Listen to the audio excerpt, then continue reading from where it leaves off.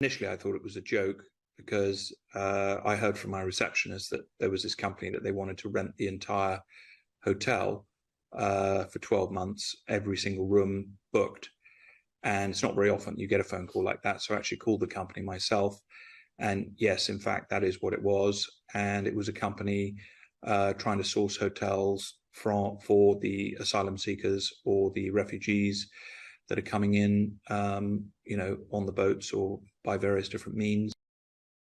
Tintagel is the historic birthplace of King Arthur. This is where, mythologically speaking, he was supposed to have been born. Camelot Castle itself sits on a cliff. It has a 270-degree ocean view. It looks out over the, as I say, mythological birthplace of King Arthur. Actually, Camelot Castle was one of the primary tourist destinations in Victorian England. This is where people took their holidays. And it was Brighton, here, and Manchester. It was a hospital during the war. It was also a girls' school during the war.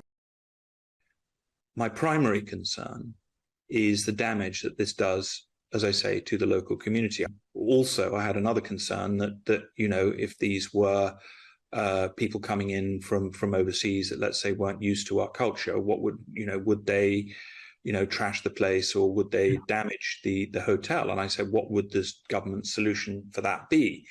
And they rather surprisingly said, well, don't worry, just take photographs of the rooms.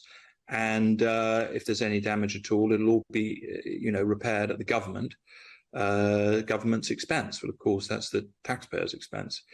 The other thing that was shocking to me, absolutely shocking, is I said, well, what would you need the same staffing levels? They said, oh, no, don't worry. You can fire all your staff, and all but 3. And if you don't want to keep those on, we just need the hotel cleaned once a week. And you literally couldn't make it up. And it would be funny if it wasn't for the fact that, a lot of elderly people around here are seriously worried about their bills.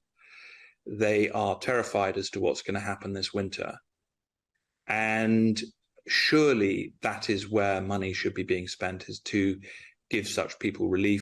And I find this story completely illustrative of the fact that this government does not think with outcome.